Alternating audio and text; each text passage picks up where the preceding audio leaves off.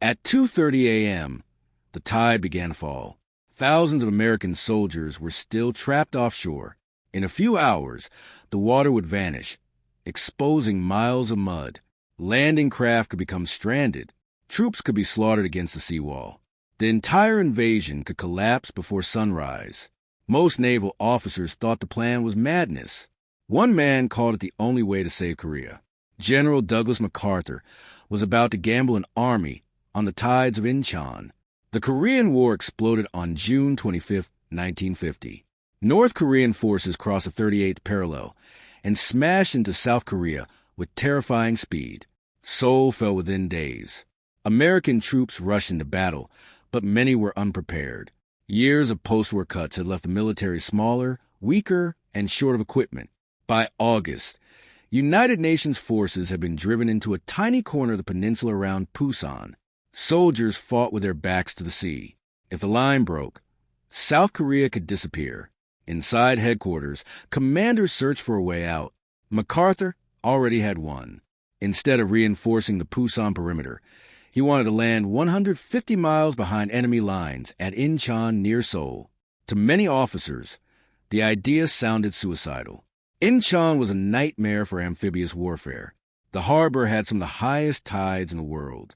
Water levels rose and fell more than 30 feet. Landing windows lasted only a few hours. Narrow channels twisted toward the city. Massive mud flats waited on both sides, and a sea wall guarded the shoreline itself. Safer beaches existed. Easier targets existed. MacArthur rejected them all. He wanted a surprise. At a planning conference in Tokyo, officers covered the tables with charts, tide schedules, and hydrographic reports. One by one, they listed the dangers. Ships could run aground. Troops could become trapped in the mud. Defenders could fire down from the seawall. MacArthur listened. Then he delivered the argument that changed the war. The very reasons that make Inchon dangerous are the reasons the enemy will never expect us there. Silence filled the room. The operation received the name Operation Chromite. As September approached, the pressure grew unbearable. Around Pusan, North Korean attacks hammered the perimeter day and night. Every mile of ground mattered. Every hour mattered. MacArthur understood the stakes. If Inchon failed, thousands could die, critical ships could be lost, and the last chance to save South Korea might disappear. But if it succeeded, the enemy army could be cut in half. September 15, 1950. Before dawn, the invasion fleet moved through the darkness. Warships opened fire on Wulmi-do, the island guarding Inchon Harbor. Marines stormed ashore. The island fell quickly, but the real test was still coming. Then the tide began to retreat. For hours, landing craft waited offshore while the harbor turned into a field of mud. Men checked weapons. Officers watched their watches. Everyone knew the schedule was merciless. Miss the tide, and the invasion could stall in front of the city. Finally, the water returned. The second wave surged toward the seawall. This was the moment critics had feared most. Troops had to climb ladders under enemy fire and fight their way into the city from the top of the wall. But surprise changed everything. North Korean defenders were stunned. Many never believed a major assault would come through Inchon's deadly harbor. Marines scrambled up the wall, poured into the streets, and seized position after position before the defenders could recover. By nightfall, the impossible had happened. Inchon was in Allied hands. The effect was immediate. North Korean commanders suddenly discovered enemy forces behind their lines.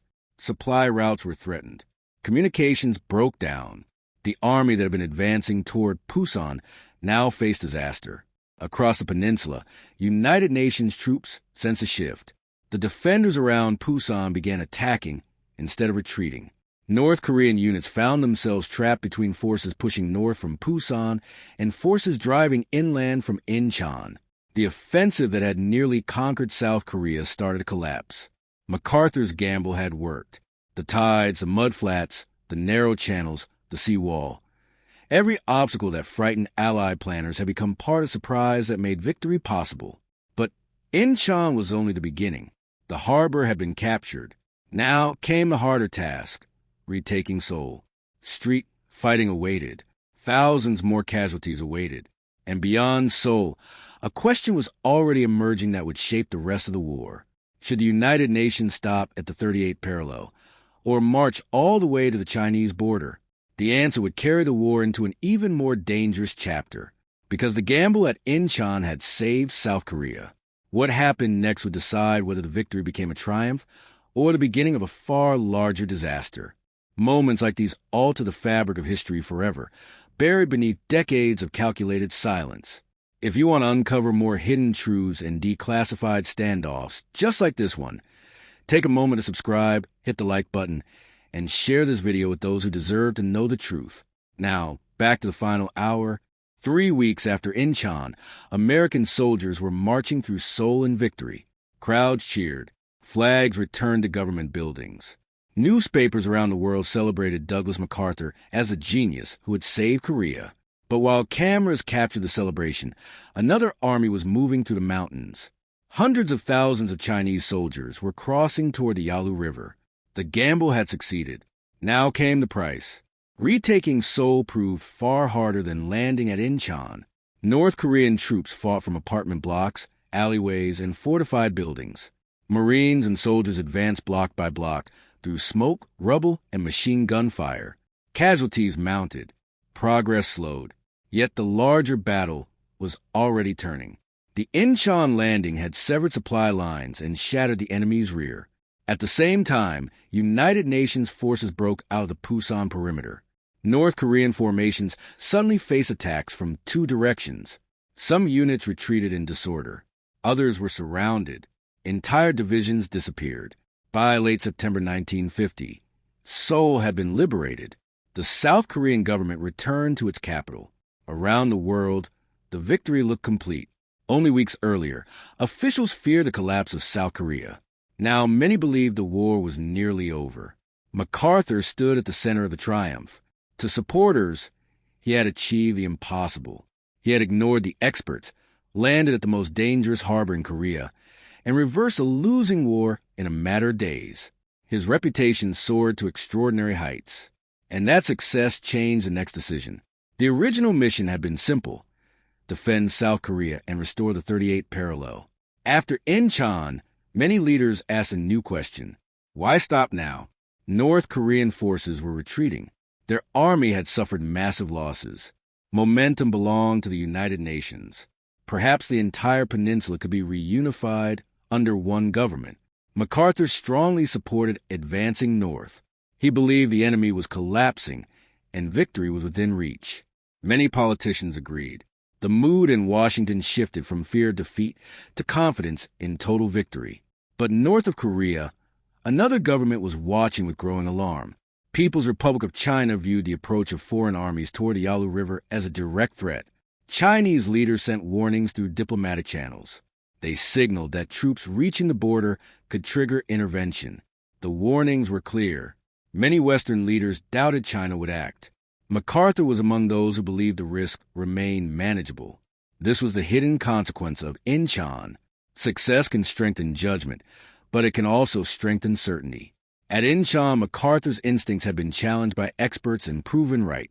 The operation had validated his belief that bold action could achieve what caution could not. That confidence now shaped every decision that followed. As autumn deepened, United Nations forces crossed the 38th parallel and drove into North Korea. Cities fell rapidly. Resistance weakened. Many soldiers believed the war would end by Christmas. Then the mountains began to move. Chinese forces, hidden in the rugged terrain, struck suddenly and in enormous numbers. Entire UN units were hit by surprise attacks. Roads vanished into darkness. Temperatures plunged below freezing. The war that had seemed won only weeks earlier entered a terrifying new phase. The same commander who had engineered Inchon now faced a conflict expanding beyond Korea itself. Why Inchon still matters. None of this diminishes the achievement of September 15, 1950. Military historians still rank Inchon among the greatest amphibious operations in modern history. The landing succeeded not because it was safe, but because it achieved surprise, speed, and strategic shock. In a single week, a shrinking defensive war became a sweeping offensive. But the operation also reveals something deeper about leadership. Great commanders rarely act with complete information. They must choose while uncertainty dominates the horizon. They weigh catastrophe against opportunity. Sometimes caution saves armies. Sometimes boldness saves them. At Inchon, boldness won. Had the tides turned against the fleet, had the landing craft stranded in the mud, had the sea wall become a killing zone, history might remember MacArthur very differently. Instead, the gamble worked brilliantly. And that is what makes Inchon so fascinating. It is not simply a story of victory. It is a story of how victory changes the mind. The operation proved that impossible plans could succeed. It convinced many leaders that momentum could carry them all the way to the Yalu River. And it created the confidence that shaped every decision after Seoul fell. On the morning of September 15th, thousands of men sailed toward a harbor that experts considered nearly impossible to assault. By nightfall, the harbor was secured, and the course of the Korean War had changed. The tides had risen. The landing craft had arrived. The gamble had succeeded. But history remembers one final lesson. The most dangerous victory is often the one that makes a leader believe he can never be wrong. For one extraordinary week in September 1950, Douglas MacArthur stood at the center of one of history's greatest military reversals. He saved South Korea with a decision that almost everyone else feared. Yet the triumph at Inchon did more than win a battle. It changed expectations. It changed strategy. And it changed the war itself. Because sometimes the tide that carries a commander to greatness also carries him toward his greatest test. And for Douglas MacArthur, that test was still waiting beyond the Yalu River.